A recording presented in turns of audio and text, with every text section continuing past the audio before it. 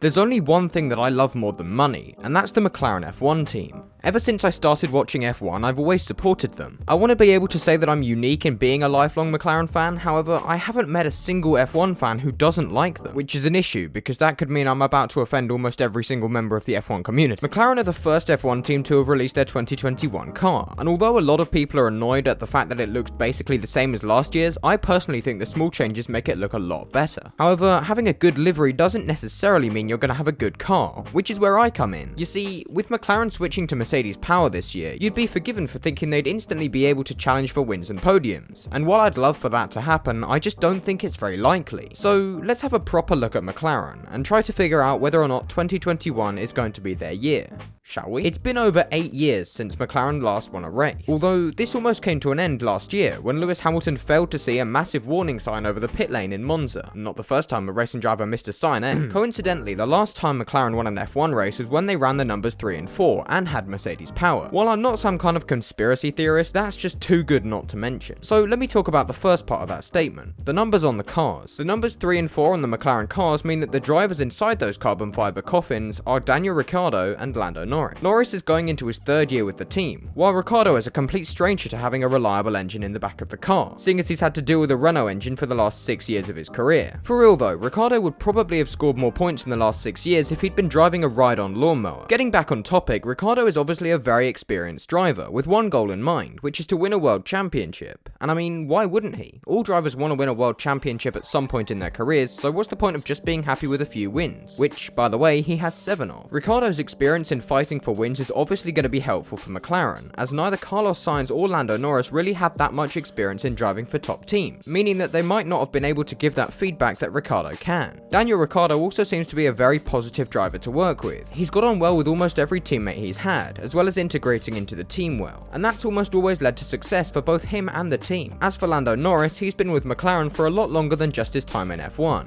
He's been their test driver since 2017, and this experience in the team will no doubt allow him to take a more hands-on role in developing the car. Lando always seems to be in a good mood, and while I obviously don't know him personally, I think it'd be a fair assumption to make that two people as positive as Lando and Daniel will get on really well with one another both on and off the track, which will again help to boost morale for the whole team. That said, Lando isn't just employed because of his ability to make his teammate laugh. He's also fairly decent behind the wheel. While he might not be the fastest driver in the world at the moment, he's super consistent and has been involved in very few race-ending incidents, and as I'm sure you're all aware, you can't win races if you don't finish them. Crazy, I know. So with two very talented drivers behind the wheel, who will no doubt get on well with one another, we have to assume that if McLaren struggle this year, then it's the car, not the drivers. With that in mind, let's talk about the car, shall we? It's no secret that McLaren will be using a Mercedes engine from 2021 onwards. They signed this contract in late 2019, before the world turned to absolute shit. I'm assuming they signed for 2021 onwards in the knowledge that 2021 was going to be the first year of the new regulations, and McLaren would have been more than aware of how difficult it would be to put a new engine in an existing car. Of course, nobody could have predicted the pandemic, so we can't blame McLaren for this, but I'd be lying if I said that I still think that the Mercedes power unit is going to be a good thing for the team. You see, while everyone knows that Mercedes have the best engine in F1 at the moment, McLaren have had to make some pretty significant sacrifices for the privilege of having it in the back of their car. Again, they probably wouldn't have struggled as much if they had the new engine in a new car, but as it stands, it might cause more harm than good. McLaren have been on the way up since 2015, and have seemed to improve year on year as they get to grips with their car. They've had Renault power since 2018, and while Renault aren't famed for their reliable engines, they've been getting more reliable and powerful as the years went on. In 2020, there were only 2 incidences in the whole year where the Renault engine was to blame for a bad result. Once when Carlos Sainz's car wanted a line before the race and refused to move, and another time in the Eiffel Grand Prix when Lando Norris's car gave up the will to live when he was running in 4th place. As for the power of the engine, Renault were claiming that they had 1,000 horsepower in 2019, and while they were still behind Mercedes and Ferrari, they weren't that far behind. In 2020, Ferrari's engine mysteriously got less powerful when people realised that their 2019 one was illegal, meaning that Renault was the 2nd best engine last year. That said, Mercedes still obviously have the best engine, but my question is, will the benefits of having the Mercedes engine outweigh the sacrifices McLaren have had to make to use it? And if I'm completely honest, I don't think so. The more I think about it, the less likely it seems that McLaren are going to be as competitive as they were last year. While they arguably have a better driver lineup and more money from last year's results, I still don't think they're going to make the best use of it. In 2022, when we hopefully have the new regulations,